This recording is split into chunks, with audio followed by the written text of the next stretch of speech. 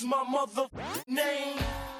What's up, guys? KDub175 back with another Pokemon Duel video, and the Queen's Cup has been going on for quite a while, but it's going to be ending soon on the 26th at 7:59 UTC. So by the time you guys see this video, there may only be a couple hours left. So if you've yet to get the Alolan Sandshrew or the Sandslash, you definitely want to make sure that you get those figures because they're awesome. We're definitely going to be going over them. You know, the happy hour 2 to 2:59, 1400 to 14:59 UTC. Those may be done with by the time you guys see this video.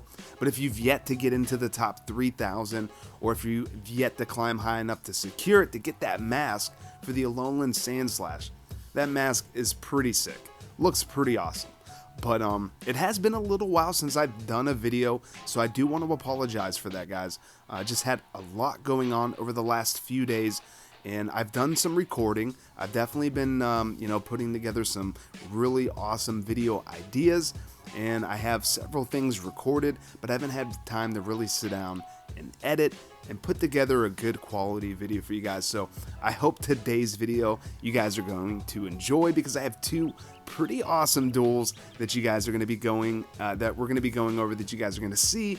And we do have a kind of a special turning point in K-Dub's Pokemon Duel career.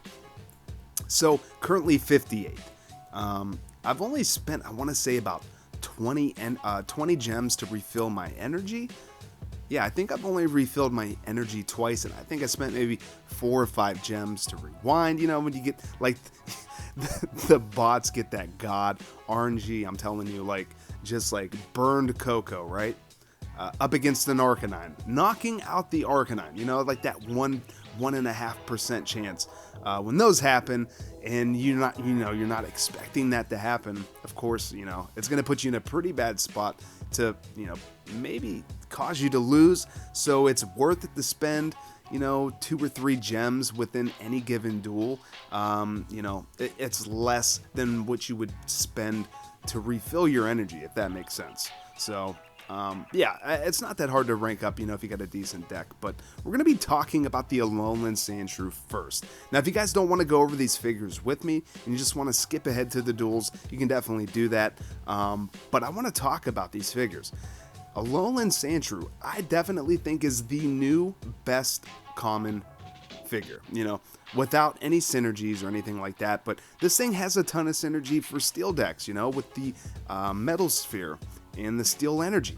It has the Snow Cloak ability, which is the same thing as the Sand Veil, where if you attack it, it doesn't have to battle you if there's an available space beyond the battle opponent. So the only way you can definitely battle it is by blocking off any adjacent spaces. Make sure that you have a figure holding that spot. And they can also go through ice types. So in an ice gym, if it's a 3 MP and people are running ice types, you can definitely move through them. So I want to take a look at the wheel here. No miss at level 5, has a decent protect. You are going to get weight, so if in the gym or something, you may want to run a clear weight plate if you're rushing past, their figure, taking an entry point. Like if they attack you and you land protect, you're not going to be able to take the goal. So if you have that clear weight, though I don't know if it's worth it, 2 plate spots. But anyway, we're going to be taking a look at the wheel, okay? At level 10, this thing is going to have a 65. So I was taking a look at the Cacnea. It has a 73 at level 10, so I was taking a look. I'm like, okay, if Cacnea spins 4 times, chain level 10, and we get the Alolan Sandshrew to a chain level 10, okay, Sandshrew only needs to spin twice, and it's going to land 80 damage. Cacnea would need to land 4 spins to do 80 damage. So the Alolan Sandshrew has about a 46% chance of spinning twice and getting that 80 damage. It's going to have a 40 spinner, and then you could add a Never Melt Ice Plate and get it to 100, which is pretty insane. And then if you're using Metal Sphere, Steel Energy, you're getting even more damage. So to spin twice for the Sandshrew, 46%. Cacnea, to spin 4 would be 33%. So Sandshrew just annihilates, and then if the Sandshrew was going to spin 3 times, it's a 31% chance to do 120 damage. And then the Cacnea would need to spin 6 to do 120 damage, and it's only a 19%. So taking a look at the evolutions, so we know the commons, like the Alolan Sandshrew, is definitely superior to the Cacnea. which, you know, before was the best common, and, you know, in my opinion anyway, it could, you know, do a ton of damage. So same ability here on the Alolan Sandslash, right? And something I wanted to mention here quickly. This Earthquake, I really wish it was like an Ice Punch. Like, wouldn't it make much more sense to have an Ice Punch than Earthquake? I don't know, it's really annoying. Also, I would like the dodge and the Earthquake to be switched. You know, because it would give it a much better matchup when it's burned or paralyzed going up against the Arcanine, because at level 10, you're going to be decreasing the Earthquake, which would get it down to a 19, leaving the dodge. You know, the Earthquake would turn to miss, you would have dodge, and it would have a much, you know, higher survivability against the Arcanine when burned. Kind of like Mew, you know, and it's pretty much like Mew's Wheel. You know, 0 miss at level 5, which is nice. But we're going to be looking at the Alolan Sandslash as if it's chain level 10, level 10. And then I'm going to compare it to the Cacturne at chain level 10, level 10. So this wheel starts out with a 48. So you're going to be able to get this up to a 57. So when you, let's assume that you're going to be evolving it. It's going to turn that 50 to a 60. Then at a chain level 10, it's going to have a 70. So it's only going to need to spin twice to be able to do 140 damage. So the odds of the Sandslash being able to spin twice is about 35%, you know, and then again, if you have like a Never Melt or something, then you're going to be doing 160, but the Cacturne would have to spin, let's see, 3 times is 44%, but it's only doing 120 damage. So to spin 4 times, it's about a 33%, but it's doing 160 damage. So I don't know, it's kind of debatable, you know, 35% chance to do 140 damage with the Alolan Sandslash, or 33%, which is 2% less likely to do 160 damage. You know, and then it has that weak gold attack where, you know, the Alolan Sandslash does have the ability to move past Pokemon and choose not to battle, where the Cacturne is 1 MP, but it turns to a 3 MP if there is no adjacent battle opponent within 2 steps, I believe. So I don't know, let me know in the comments, guys. Do you think the Alolan Sandslash is better than the Cacturne when evolved, chain level 10, level 10? I don't know. I mean, like, you only need to spin twice, but it's a 35%. Where you need to spin 4 times with the Cacturne, it's a 33%. So it's like a 1 in 3 for 160. But this is what the Alolan Sandshrew looks like at level 10. Now, I can definitely get it up to a chain level 9. I've been saving on to these common cubes for so long. And it's completely insane how easy it is to level up an EX to a chain level 10 compared to a common. Like, you have to save for months. So I was able to get the Alolan Sandslash up to a level 5. And I stopped. I was going to get it to a level 10 and then chain level 10 it because I have a ton of rare cubes. You guys seen, I have quite a bit of resources. And the reason I have those resources is because I don't just hurry up and jump into a figure and max it out. You know, there's a pretty good chance that this is going to fit into some decks in the future. This is going to be really good if we get an Ice Gym. But as of right now, I'm not going to be using it. So I'm just going to hold off. It's level 5. So I wanted to be talking about a couple of decks before we get into the video, guys. Again, let me know in the comments, what do you think about the Alolan Sandslash and Sandshrew and the comparison to the Cacnea and Cacturne? But this was the first deck that I started running. Shout out to CareBear. You know, he was telling me about this deck. And I was like, yeah, man, it sounds really good. You know, I had some Arcanine. I purchased it for the gym. I didn't pull any Houndoom. You guys know I had to craft both Houndoom. And then I kind of got smacked by a few fire decks that had the Heat Rotom. It seems impossible to go up against a good player who keeps that Heat Rotom back and you know, guards it from getting any status conditions, you know, be it paralyzed or poisoned, because it can't be burned with the Flame Sphere. But I got it up to a level 10. I put mostly everything into the Overheat, but then I changed it up. I spent the gems and I put it into the Revert, because it's like, this guy always loves to hit the discharge. I don't know why, but that minus 30 against mirror matches, it's devastating. I play the Flame Sphere on this most of the time, I would say. And then the Houndoom, I need to evolve from the Houndour. And I got on the level 10. One's a chain level 9, because if I get a plus 60, let's just assume I was running the other deck where I had a standalone Houndour. This was going to be my standalone. So with a plus 60, 3 burned Pokemon with 2 Houndoom, it's going to be doing 109, making it a perfect matchup for the Zoroark. So chain level 10, level 9, Arcanine, chain level 2, level 5, and then we have a level 8, chain level 3. I'd like to get a few more chain levels into the Ho-Oh. Leveling up the Sacred Fire, so I'm going to be more likely to burn Pokemon, and then the few levels of Carmenite I put into it, I expanded the Rainbow Wing for cheese. So you guys can see that I definitely put a ton of resources into that fire deck, right? But I was originally running this deck. Now the Aggron was something that I added in, kind of just messing around, but normally I had the Xurkitree. So everything's leveled up pretty good. Level 10 Celesteela, Pheromosa, level 5, Ampharos, level 5, not too insanely leveled up compared to this deck, right?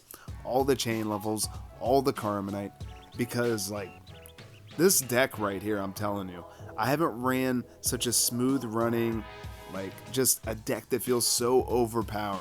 It's really OP. Now the only drawback is with the rigged RNG with the Arcanine. It just seems like it loves to land miss. Super annoying. But we're going to be showcasing a match using my UB deck going up against the fire deck for the first time. And then the second match is going to be showcasing this deck, which I like to try every once in a while. Double Coco. It's really good for rushing. There's gold. There's some power in here. With the Ampharos, we also have the Mega Altaria. Aside of the Mega Ampharos, Double Coco. I want to Melee Wish the Celesteela or maybe the Pheromosa depending on the situation. And then I can get the Coco back with the Mega Altaria if I'm able to get it knocked out. So 2 pretty awesome duels. You guys are definitely going to want to stick around for this. Definitely drop a like and let's get into it. So we're going to be getting into the first matchup going up against the fire deck with my UB deck. And this player is only 1,320 ranked in league. And they have an N in front of their name. So I don't know that N lets anybody into their guild that's below mid 3,000s. So taking a look at some of the plates, scoop up, long throw, max revive. They have the Ho, that's level 5, chain level 10 Houndour. How are you 1,300 with chain level 10 Houndour? Arcanine level 5, chain level 2, Houndoom level 9, chain level 10. Looks like most of the expansions went into the Fiery Breath. Going to be able to get all those buffs, a total of 3 Houndoom. Houndour, level 10, level 9, chain level 1, Houndoom here. This thing's going to be super OP. Level 1, chain level 2, Mega Houndoom, but there's no plate. They just have it in like I usually do for heart, right? Just for the heart. Pretty insane deck. So we're going to go ahead and jump right into it. I go with my Coco. I'm like, you know what? We might as well try to get rid of this Houndour immediately. I'm like, all right, cool. We had, the odds could go either way. I was looking for gold. Gold would have been able to beat everything. So now we're burned. But Arcanine's going to have a pretty good chance now. We're looking for a miss and a searing shot. Purple and miss. First spin. And obviously our Coco's not going to get lucky and hit a miss, shift into an attack. And the Arcanine's able to land the Flare Blitz. Going to knock the Coco out. So I'm going to come out with the Lunala. Has pretty good odds against the Arcanine while it doesn't have any status condition. And the Arcanine's not getting any buff from any Houndoom. So Call Signal's going to go off. We're still going to get burned. So that Houndour pretty much already did its job. So we're going to go defensive with the Ampharos. And now we bring out the Celesteela. And we're just going to continue to move up this left flank. And the opponent is going to max revive. We weren't in any position to Rocket Ride anywhere. We weren't set up for it anyway, but they have long throw. And they were set up pretty good. So Rendezvous is going to go off. So that's nice. So now I'm going to be able to come up down the right side. We were able to get the Rendezvous. And but they have the Ho. So I'm like, you know what? I want to get rid of this Ho now before anything else gets knocked out. But you know, we're basically just going to be giving the opponent their Houndour back. Already getting a plus 20 as well, so that's going to be a 142. It's a tough situation because there's already burn Pokemon. They're already getting a buff, you know. Ho-Oh's doing a decent amount of damage as well. Going to be able to, you know, knock out the Pheromosa. And then again, like I said, if we are able to pull off the Surround with the Celesteela, they're going to be able to get the Houndour back. And then the Arcanine's going to move in. You know, we have a decent amount of purple on our Celesteela. I mean, we could potentially rendezvous the Arcanine as well. I don't know. Ho, I mean, just look at that, 150. We're gonna get smacked. We're only gonna relax the Ho, and we get knocked out. Flame Sphere is gonna go off on the Houndour, which was interesting. But yeah, we're gonna go Mega Ampharos, and we're gonna bring back the Celesteela right away. And we really need to rendezvous the Ho. That's really what we need to happen here. So Houndour, looking to get the evolution, not going to happen. Call Signal's going to go off, and we're going to, you know, we're right back where we started, moving down the left flank. Scoop Up's going to go off. Now the Houndour is not going to become burned when it attacks. And Roar's going to go off. We're going to get the Fly. Now I make a misplay here. I definitely make a misplay. Again, this was the first time playing against a Fire deck, even though I knew what the Arcanine did. But I went for the attack anyway, and I'm like, oh yeah, we're going to get shifted. And I should have respawned there, but I'm just like, I didn't really deserve to win that. I mean, if we would have got lucky and landed that tiny little Fly segment and shifted into the rendezvous, I mean, the odds weren't like so low, but I mean, it could have happened. But I didn't take it. I'm just like, yeah, we should have attacked the Houndoom, 100%. So that was definitely a misplay on my part. You know, we didn't, like I said, we didn't have a ton of odds. We would have had to have landed that tiny little Fly on the right there. And just Arcanine has so many winning rolls. So yeah, we should have went with the Houndoom. So yeah, we're going to come out with Coco. Mega Ampharos ends, and we do get the Celesteela back. So now I'm going to try, to move up here with the Lunala. And, you know, try to lock him down a little bit, because that's kind of what you need to do. You need to get rid of the Ho, and we do, and then you need to lock down the entry points. But if we become burned, if we have a fire type on the entry point, Arcanine's going to be able to come out. And again, the opponent does have long throw. So, you know, not able to get the Houndour out just yet. This Houndoom's going to be pretty scary, but he's just going to be able to long throw. And he has a decent chance of evolving off of my Coco if I don't attack. But I'm like, you know what? If we can go in, get this knockout, we need to get really lucky. And, yeah, it's not going to happen. I mean, miss. You know, the Flare Blitz could have went off. We could have got the Moongeist Beam and preventing ourselves from getting burned or anything like that. But Roar's going to go off.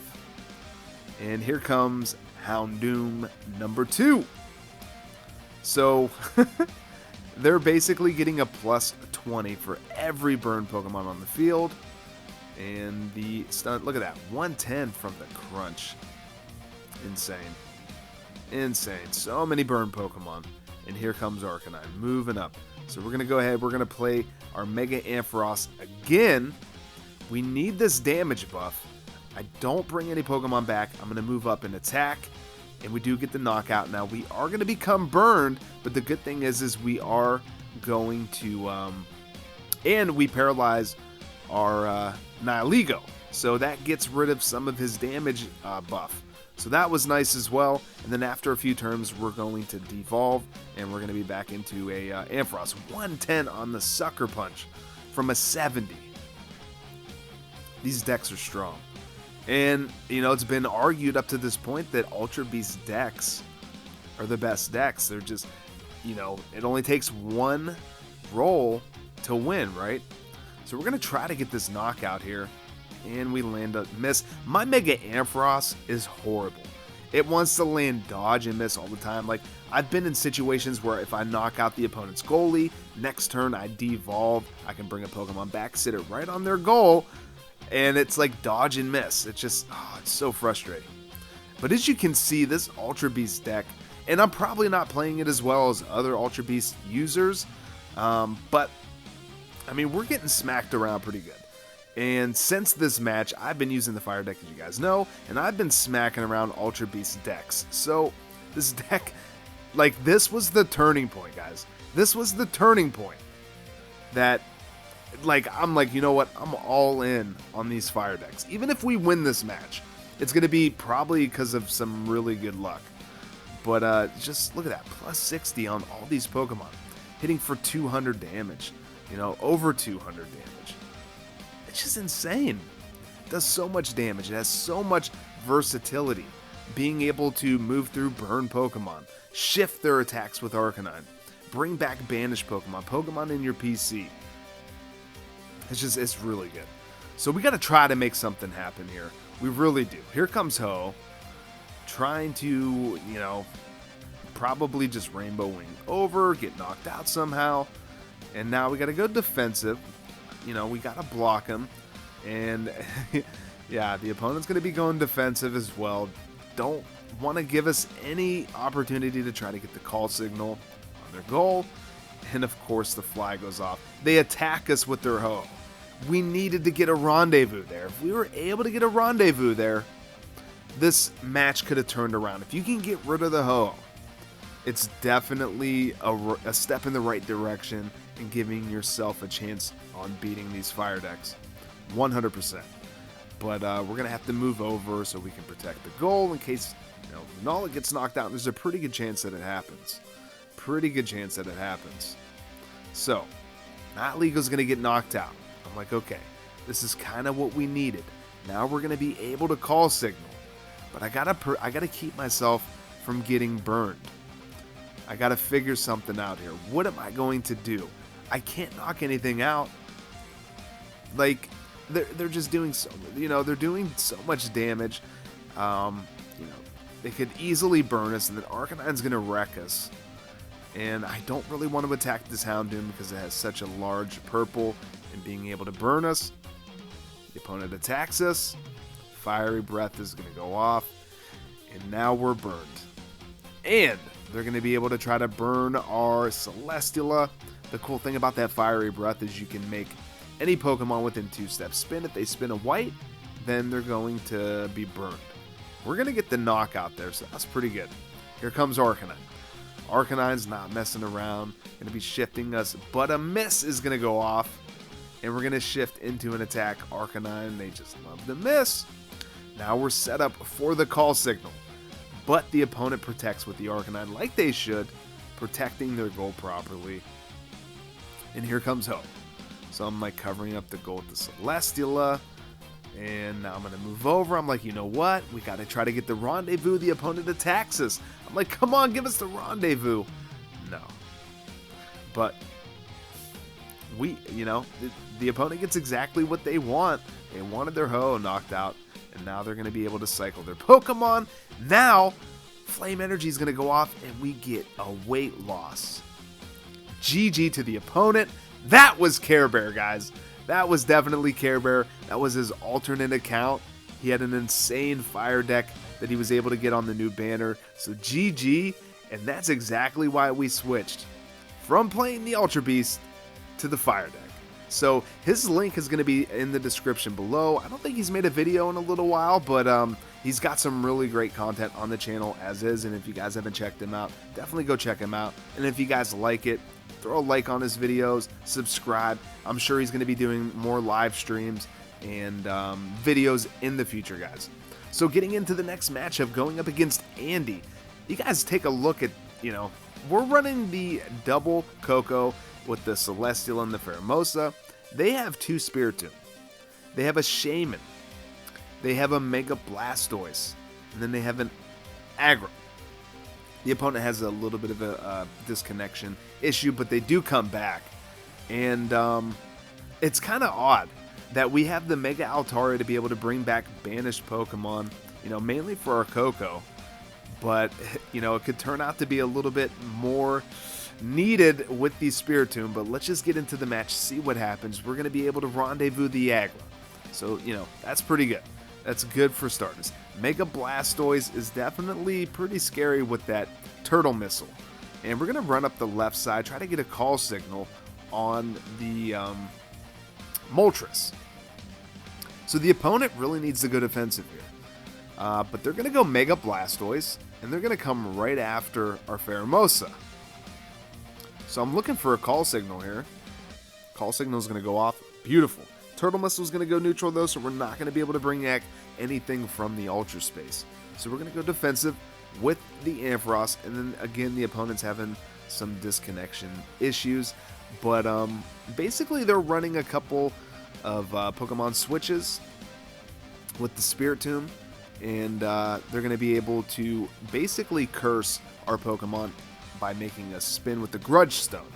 They make us spin. If we spin a white attack, then we're going to get cursed.